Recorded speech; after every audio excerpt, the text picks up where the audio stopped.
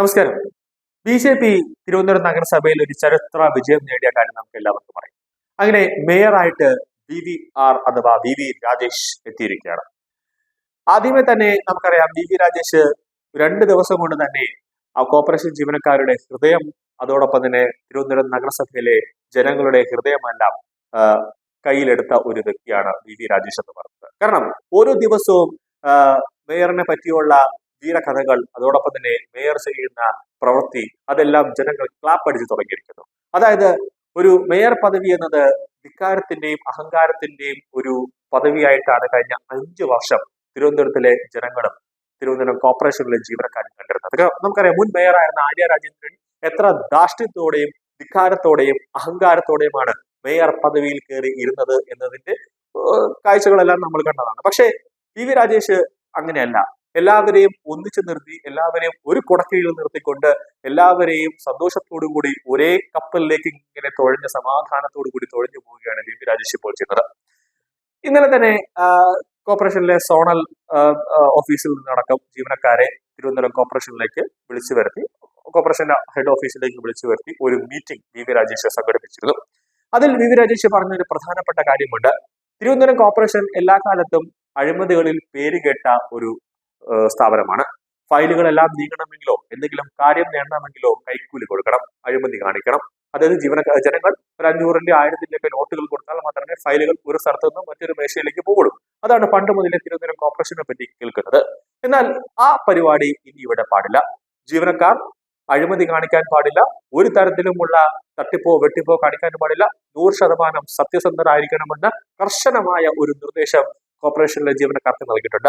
അഴിമതി കാണിക്കുന്ന ജീവനക്കാരെ കോർപ്പറേഷനിൽ വച്ചു പുറപ്പിക്കില്ല, അവരെ പുകച്ചു പുറത്തു ചാടിക്കുമെന്ന ഒരു വ്യക്തമായ ഒരു നിർദ്ദേശമാണ് വി രാജേഷ് കോർപ്പറേഷനിലെ ജീവനക്കാർക്ക് നൽകിയത്.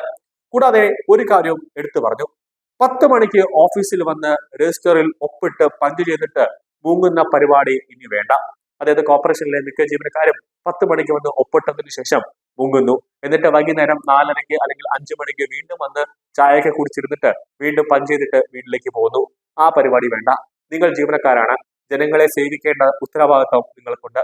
അതുകൊണ്ട് തന്നെ രാവിലെ 10 മണി മുതൽ 5 മണി വരെ ജീവനക്കാർ ഓഫീസിൽ ഉണ്ടായിരിക്കണം.